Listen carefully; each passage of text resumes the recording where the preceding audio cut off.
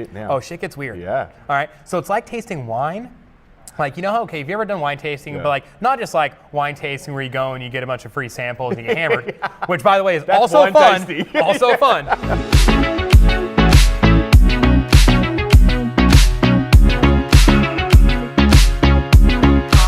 I really want to know the origin story because I actually don't know this. Where did Caffeine and Kilos really come from? So Caffeine and Kilos was actually a mistake, or that's not really entirely true, but it was kind of a mistake. Yeah. So a friend of mine, he actually hit me up, said, "Hey man, I want to host this weightlifting meet, and I want it to be the biggest thing in the country. Like we're going to get current Olympians or anybody who ever has participated in the Olympics in the U.S. and have them compete, and this whole thing, right?" And I said, "Well, now hold on. I know what some of these previous Olympians look like. I'm not sure they're in competition, shape, right? So, so what can we do that's the best thing, that's the closest thing? Well, what is his real idea is to just host the coolest, the biggest, the best weightlifting meet in the country. And weightlifters don't get paid.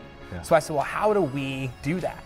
Well, if we pay people who don't get paid, and if we give them a crowd to lift in front of, they'd love that, right? And I was Dream come true. Dream come true. And I was competing at the time at a relatively high level, and so I knew a lot of the best lifters in Olympic weightlifting. So I knew a lot of the best lifters in the country. So we just did exactly that. We just hit them up, said, "Hey, want to come out? We're going to host this meet. It's invitation only. There's cash prizes, which weren't huge, but no, there was zero cash prize before. It's like $2,000 for first, $1,000 for second, and $500 for third. We might have even gone to 3, 2, 1. I really don't remember that first year, to be honest. Anyway, so we called them up, people were interested, and then we held a CrossFit style competition during the day, and all those people stuck around as a crowd for this invite-only weightlifting session. Awesome. Yeah, so it was great. So there was a crowd from the lift in front of that enjoyed it and appreciated what they could do. We were able to give out cash prizes and all that. And so then leading up to it, we said, well, what are we gonna call this thing? And Caffeine and Kilos actually kind of came up, right? And so we decided we liked that name because we're just a bunch of bros that like to lift weights and drink coffee. That's what it really is. So we liked the name. And so then with that, it all just kind of came together. Well, we should make shirts that say Caffeine and Kilos. Well, then this other guy, Dean, he's cool. He's just a cool guy, right? He knows, and he's into streetwear, and he had his own little streetwear brand at the time. So like, hey, what do you think? And he was a weightlifter also. He's all in, hell yeah. So he designed some apparel for us. We go, well, we should make some coffee for the caffeine part. So then I do hit up the Google machine, find a local roaster, or call a bunch of them, find one's really interested. And so we get a roaster, and he puts together this coffee that has about 50% more caffeine. Ooh, yeah. And that's just, now we're talking. Yeah, and that's just through the types of beans and the way they're blended and roasted. It's all natural, it's just coffee still. So we had our own coffee and our own apparel at this competition, and all that happened in about 10 weeks. Wow. And so it was successful. The weightlifters loved it, had a great fucking time. So then they're proud to wear the stuff. So then they're all over their social media and everything, and going back to their home gyms that they're the best person at, right? And they're all wearing our stuff. And we live streamed the event. And so there's that whole thing. How much of this was like pre-designed, and how much was it kind of just like coming together? Seat of your pants? Yeah. All of it. I love that. I mean, there's a few things, like we're like, oh, we should live stream it. So we find a company that can do that, And it's like, we should make our coffee. Fuck Google, And like, and that's kind of a personality thing. And I'm not trying to take credit for all of it, but it is my personality that if I get behind an idea and I believe in something and really kind of sink my teeth into it, like it's just like I make it happen. Like I get the job, And so it happens all the time. I was on our website. I'm like, man, it'd be really cool if we could have it so it says like what the approximate shipping date is for their stuff, or the approximate arrival of their stuff if they buy it from us. But then the software we use doesn't have that feature. So how do we do it? And then I spend the next 36 hours with my eyes bleeding from staring at the computer screen, faking how to code this shit on the website, And so that's basically what the weightlifting meet was. And it wasn't just me, Dean and Charlie, we're doing the exact same thing. We're all together like, okay, shit, what do we do? And so we're just throwing it together and making it work. Dude, I love this. I got asked earlier today, like, what was one of your best business books? And I said, Ready, Fire, Aim. Like, I just love, you are doing that exactly, and it shows the proof behind the point. And that doesn't mean you put out a subpar thing on purpose either, but you just say, okay, we have an idea. Oh, we should whatever, like we want to host this thing, we need a venue. Yeah. Okay, so we go and look at venues. Yeah. And we're just looking. Yeah. And then we find one and go, wow, this is really good. This is perfect. Okay, but we're all bootstrapped. We have no money because at this time it's just this one competition, and it was like $7,000. And we're like, oh fuck, like, okay, well, I don't know, I got a credit card. Like, how many teams do we need to sell to make $7,000? Yeah. I was like 30 teams or whatever. Oh shit, we got 30 tems, all right? Pull out the credit card, Yeah. you know, book it, don't tell my wife, Yeah. you know, Yeah. and then she found out later. And, you know, I told her, hey, look, if we get 30 teams, she's like, all right, you better fucking get 30 Yeah, teams. you better get it, right? yeah, exactly. And we did, you know, no problem. We got more than enough teams. We got a sponsor for the, you know, and it all kind of comes together, but you know, you get the idea and then you figure it out. Yeah. And that's what business is. People think like, well, what's the secret here? What's the answer here, the answer there? Well, yeah, you can talk to someone that's done it before. That definitely helps. But the biggest problem is people are just afraid to figure shit out. I had a kid ask me the other day, and he actually works for me at the gym, at my gym. Yeah. And he goes, hey, if I want to start a business, like start a gym, like what's the first step? Yeah. And I said, you want to start a gym? He goes, yeah. So first step, get a client. Yeah. Probably two clients. Yeah, that would help. Let's do that, Yeah. you know? And he's like, okay. And I'm like, no, I said, seriously, like, you don't need business cards, you don't need a fucking facility, you don't need anything, like, you need a client. Yeah. Because that's the only way that, like, you don't need to get a business license, Yeah. you don't need to file for a fucking LLC, Yeah. like, you need a client first, you know? It's funny And because I that's said it. that exactly. I did a video actually a couple of weeks ago, and it kind of stirred the pot a little bit in a good way. But Yeah. I was saying, like, you know what I mean, to get an online business, say if you want to do online coaching, you don't need a website. No. Like, you do not need a No. website. You actually need to start getting some clients and Yeah. get some proof of concept Yeah. and get some runs on the board first Right. before you start doing this Now, stuff. while you're working, you get a client. Yeah. While you're working the first client, you go on fucking Squarespace. Yeah. And for $10 a month, you have a beautiful website that looked like you hired someone to do it. Totally. Right? And you put that together with this one person. Yeah. You can, two things can happen at the same time. Yeah. You know, people always think like things can be simultaneously true. Like not everything is mutually exclusive, Yes. right? And I think people are like, well, what do I do? It's Yeah. like, well, get a client Yeah. first. Yeah. Money's and then good. the first time they pay you money, you take that money Yeah. and you build a website. This is really Build good a advice. website, No, this is you really know? good advice, and I'm That's- loving this yeah. because like this is somebody on the ground, literally doing this shit and making it happen. Now, I want to get this right. Caffeine and Kilos, apparel and just coffee? Yeah, apparel and coffee. Okay, perfect. Mm-hmm. Let's kind of like break these two. Apparel side. What's going on with the apparel side? So the apparel side is my business partner, Dean. Yes. He's cool. I mentioned that earlier. But he's That's always, a good thing. Yeah, it's a good thing. But he's always been into streetwear, right? He used to skate a lot. He's really, and the skate brands really is what drives streetwear. Even if you look at all the most popular, it's like celebrities and rappers, like all that type of stuff, everyone's wearing skate brands. It's just the way it is. Like Supreme's the most popular brand in the world right now, and they started off as a fucking skate shop, right? Yeah. So anyway, so he's always kind of had his eye on that. But then we realized in the fitness industry, a lot of the stuff, it was all like, what's a nice way to say it? Like douchebag stuff, Yeah, right? that's Like it's the way it very was. delicate. Like, yeah, and so, yeah, very delicate way to say it. So it's all like, you know, like if you like, you know, whatever, you think my grandma's cookies are good, you should see her snatch. And it has a picture of an old lady like holding a barbell, right? And it's like, okay, like if you like that, that's fine. Like that, whatever you like, that's cool. Like I would whatever. never wear that But shit. like, you gonna wear that to a family birthday party, or you go out to dinner with that? Like, you know, come on. And so like, what is something people could wear in the gym and on the streets, in the streets, or what could you wear to a family birthday party? But then also in the gym, people see you're wearing it, or you wear it. You're in Disneyland. You can wear something that you feel comfortable wearing, and then other people that see it kind of, oh, that dude knows what's up. Like that dude's into fitness, whatever, you know? And that's how you can really promote. We talk a lot about promoting a lifestyle of fitness, right? And making something that someone can only wear at the gym, that doesn't really fit that mold for us. No, totally not. And so it's what can people do and be proud of. And so that's that whole, so if you look at all the stuff we make, almost everything we make really does have like a streetwear vibe. In fact, we've even said before, like essentially we make like streetwear apparel and then just sell it in the fashion in the fitness industry. Yes, yeah. Right? Yeah. But that's because we like and other people we know like it. But also the cuts is such an important part. And this is something that infuriated me for so long. Like, Please talk to that. And that's a part of it too. Is you know, hey, here you go, tight arms, long bodies. There, done. Finished. So anyway, the thing is though that, and also just like the way they feel and stuff. People that work out, you know, and you feel good. You want to wear a shirt that feels good, isn't all clunky. And if you get like a Hanes Beefy tee or something, it doesn't fit right on you if you're in shape.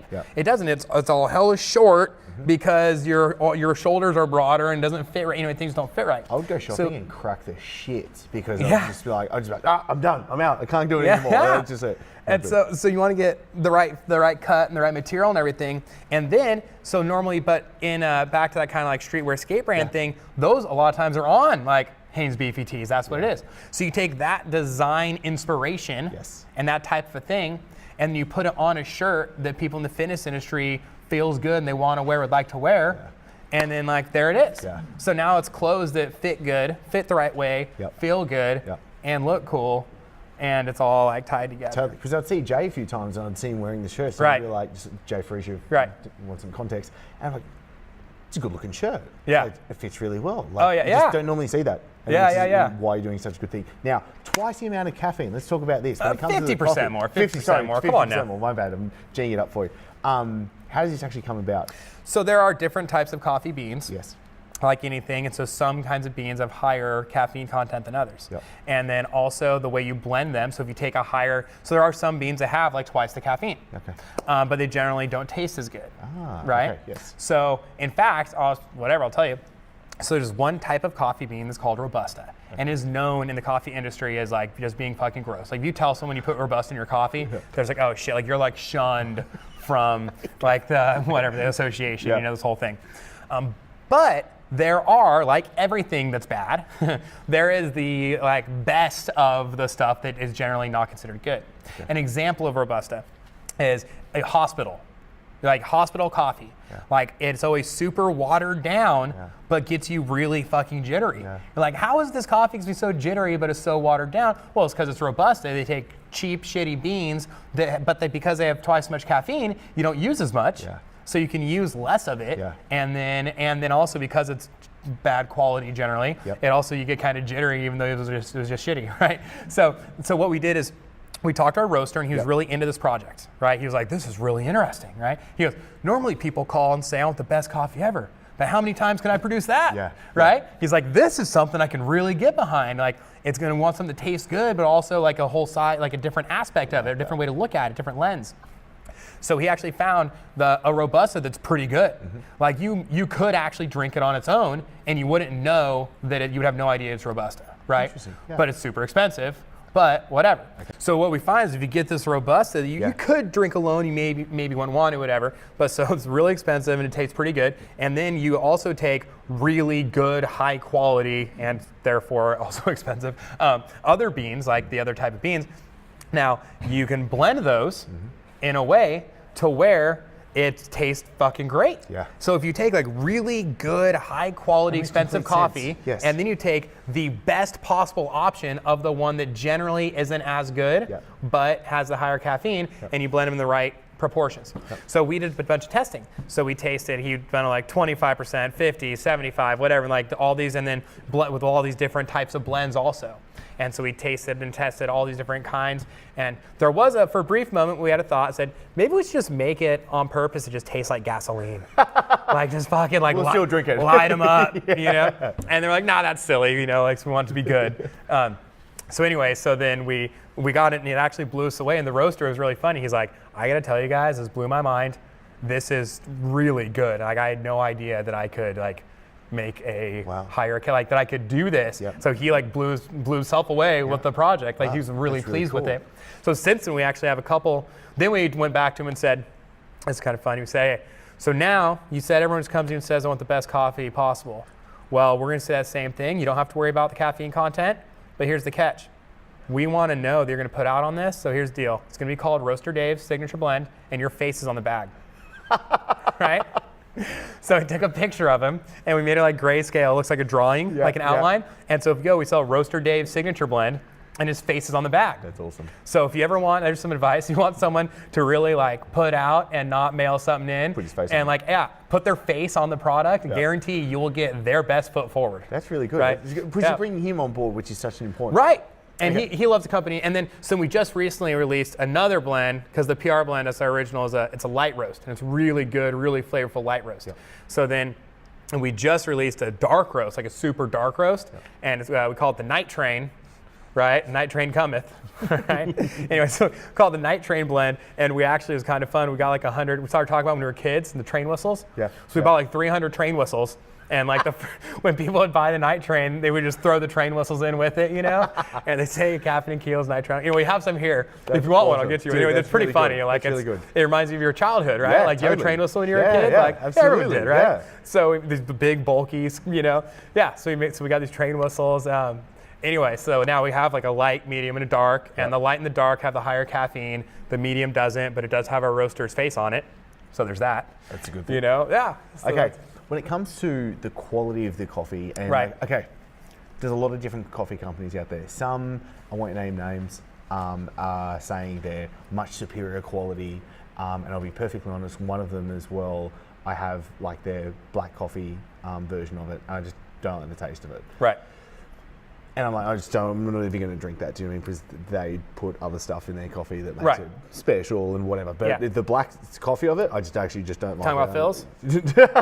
Are you? No, I'm not. Oh. Okay. Who are you talking about? I'm not going to name it. I'm not going to name it. No, I'm not. Tim Hortons?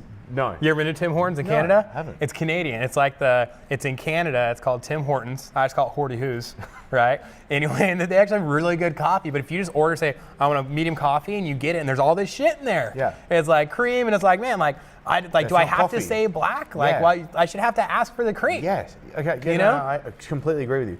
But when it comes to creating coffee, because it's really good quality. Starbucks? Say it. Come on.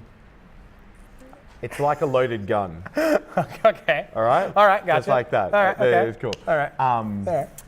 When it comes to the quality of it, how do you make sure you've actually got really good quality beans, coffee, roasting, manufacturing, sourcing, processing, all that jazz? So we put a lot of trust in Roaster Dave, right? And so when we first talked to him, and he was really lit up about this idea, and we went out and talked to him, and so like I said, we sampled things. So we basically tell him the project we want. Yep. He puts it together and puts together a variety of samples with that. And then we taste them. Yep. And that's the whole thing so first we go to him and we do like the official way to taste coffee, which is cupping. It's called cupping, okay? Okay. Let me tell you about cupping. This gets legit now. Oh, shit gets weird. Yeah. All right, so it's like tasting wine. Like, you know how, okay, have you ever done wine tasting, but like, not just like wine tasting where you go and you get a bunch of free samples and you get hammered, which by the way is also fun, okay? But if you ever do tasting where they're like, okay, you take a sip and like, you want to like swish it around and like all that type of thing. Oh, the tannins. Love the tannins. It tastes more like a Pinot, right? Like that type of thing, okay?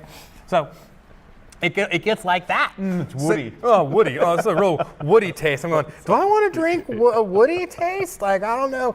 I really like the earth tones. So it tastes like dirt. Yeah. You're earthy.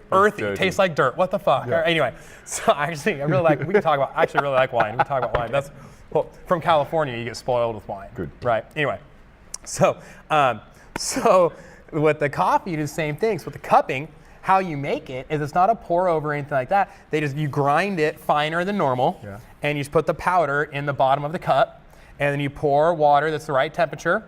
Between 185 and 210 is really where you get the best extraction. But at 205 is generally like you get a high extraction point, but it doesn't burn it, whatever. So anyway, or right at 200 degrees, so that you get the water at the perfect temperature. You pour it in just straight onto the grounds on the fine ground powder. Yeah. It's fine. It's almost like snuff, snuff, right? Yeah. Which you can do. By the way, fires your ass up. That's a whole other situation. This is another product line. That's a whole other thing. It's a whole other thing. Smelling salts. Yeah. Smelling coffee. Try it sometime. Anyway, so not medical advice. Not medical advice, by the way. I've actually heard that coffee enema is a thing. It is. But anyway, so that's a whole other deal. So back to the cupping. So you just pour it in there, and then you let it sit for, I don't know the exact time, it's maybe 2-3 minutes, something like that. And what happens is it forms like a little crust on top, like all those grounds kind of, as the water mixes with them, it brews itself, basically, and it forms like a crust on top. Yeah. So then you each get a spoon, like a big soup spoon, and you walk around, and the first one you do is special, because you break the crust. Ooh, That's actually what they call it. There we go. Break the crust. This is getting legit now. It's a whole thing. It's a whole thing. I'm getting educated. So you like with the spoon, you kind of like break the crust, and so the very first taste after breaking the crust is the best, like the most real taste, the best one, because it's almost like a seal, like almost like the crust almost seals in. But once it's broken, then it like kind of starts to evaporate more. Anyway, break the crust, and you get a little spoonful, and you like sip it, but you're supposed to like slurp it, like if you're really bad manners eating soup, like you slurp the coffee, swish it all around, like I want coffee all over my fucking teeth. You know what I mean? Like I'm not giving enough money to Colgate for whitening strips already. Okay, so you slurp it, you swish it all around this whole thing, and then you talk about it. Oh, this one tastes like what are the tones you're getting? This one's actually kind of piney, like a pine tree, almost like a little bit piney taste, right? We did a special holiday blend this last year, so that's what made me think of that. One of them did. Shit tastes like Christmas trees. Wow. It's fucking unreal, right? Yeah. Oh, this one actually is like more of a little bit of cinnamon. Oh, yeah, well, we got more of like a nutmeg. I was okay, well, no one really knows what nutmeg tastes like, so we'll say cinnamon, right? Yeah. So true. Yeah. So anyway, so you just kind of talk about the different tones and whatever, and people talk about tannins sometimes, but the different things that are brought out in that. So that's how you do like cupping. That's again. So then this is where it gets kind of weird and kind of gross. Is that you can spit it out or you can swallow it. Doesn't matter, right? And then you go to the next one over, and now the crust is broken. But then and there's like a bowl of water, a cup of water. Do you like rinse your spoon in, and the next one over, and you like get a little spoonful, slurp that one, taste it, and then so we're on like the third or fourth one, and that's when we all kind of realize, like the roaster knew because he's done this, but like me and Dean, my business partner, and then we actually had one of our employees with us. Like, come taste these coffees, right? That's when we all kind of realized, like, we're all like licking these spoons and then just like a little water rinsing into the neck. It's getting pretty gross. I'm really appreciating that you go through this so I don't have to. Oh yeah. But it's an experience. It's a cool experience. And realistically, like I'm sure it's fun. Like the little rinse of it, like it's all good. Like it's fine. But anyway, so you do that. So that's like the cupping. That's when shit gets serious. We've also tasted different stuff up there. And they just had some blends, and they've basically done pour-overs of everything, so you can control exactly how much coffee and the temperature of the water and all that. Gotcha. So do some pour-overs and then pour it into 4 or 5 cups. We'll all try it. But you get wired because, like, if you're not spitting it out, which why would I spit it out, right? Exactly. I'm a grown-ass man, drink some coffee, like right? Tasting. I'm going to drink it. Who the hell's spitting that? They're just spitting. I'm like, what's that for? That's spittoon. I'm sorry. Yeah. Not for me. I don't father. Yeah. I don't follow. Can you? Sorry. Anyway, so the last time, actually really funny. Me and Dean, and then our one of our employees went up there, and we because he was doing some video stuff. But hey, he's doing the video stuff. Try the coffee. What do you think? Yeah. Like everybody's opinion is extremely valuable, right? And so we taste. There's like 5 different kinds for our holiday blend. So we taste all these 5 different kinds, and then we picked our favorite 2. And then we tasted those 2 again. Mm-hmm. So we just had about 7 cups of coffee. Now maybe only half a cup per time, so okay, 3.5 cups of coffee, whatever. But in like 10 minutes or 15 minutes. So you're just fucking jacked up. All of a sudden, like I'm just like, dude, I'm fucking pumped. Yeah. Like we're just like, dude, me too. Like just fired, like lit up, fired. So we're driving home, and on our caffeine high, we decided to stop. And one of the guys, he'd never had Tijuana Mama. Those like shitty, you know what Tijuana Mama is? No, I don't know. They're pickled sausages. Oh. And they sell them at like suspect gas stations. Yeah. Like they don't have them at the nice place. You gotta like pull off the road and go in the place where it's like, it hasn't been mopped in a couple weeks. Yeah. Like, and so they're like spicy pickled sausages. Anyway, so we get some Tijuana Mamas, right? So then, needless to say, that night we were all texting, but we were all texting from the toilet seat, right? The combination of all that coffee, the short period of time, the Tijuana Mamas, the whole thing. But I'll say this also. Easy coffee enema. We all, we also all crushed it in our workouts. And of course we did. You get jacked. You get about 600 milligrams of caffeine and all that sodium in you. Yeah. How do you not just dominate in the gym that day? I remember like a while ago, I was doing caffeine pills pre-workout, and I was taking 2 of them, and they were 250 milligrams each. So I was doing 500 milligrams pre-training, and I was doing it for a few months before. I was like, this is pretty stupid. If you had done that and about 17 salt packets, it would have been the same. Get a really good pump. Get a great pump. Okay, now. When it comes to... Interesting, you mentioned though the caffeine pills. Yeah. Earlier today I was talking to someone about caffeine pills, and here's the trick with caffeine pills. If you take caffeine pills, you don't drink a lot of water, you'll get a headache the next day because it's like being hungover. Yeah. So people talk about coffee dehydrating you, but here's the thing, it really doesn't. Yeah. Caffeine dehydrates you. Yeah. But if you drink coffee, the water It's just stained water. Like the water in the coffee will be more than the dehydration effect from the caffeine. Gotcha. So if you drink a cup of coffee, you end up net positive in hydration. Wow, that's why if you go donate blood and they sit down, you have to fucking eat a cookie and drink 2 glasses of beverage before you can leave, coffee counts. Yep. You can drink apple juice, water. Coffee is one of the things they give you, whatever, right? So you end up net positive. Interesting. But so what happens though is people go, well, I can drink 3 cups of coffee. It's like 300 milligrams of caffeine, no big deal. Yeah. So they'll take 250 milligram caffeine pills, 500 milligrams. But then they don't think about the fact that 500 milligrams of caffeine is like 5 cups of coffee, and you did not drink 5 glasses of water. So the next morning you have this fucking headache, you feel like you're hungover. You're like, what was going on? Like I did not drink last night. Like why do I feel this shitty? And then it's like, oh, that's because you had all this caffeine, no liquid along with it, dehydrated. Were you as into coffee going into this as you are now? Like, do you mean like clued into the whole process? Have you enjoyed the process of learning and growing into it? I liked coffee. I always liked coffee. I really liked. I was into it. Look, my wife is a nurse and she works nights, and so like coffee is an integral part of our household. Yes. Right. Like that's like we go through like 2 pots a day sometimes. Yeah. Meat, veggies, coffee. The most upset she's ever been at me. Okay.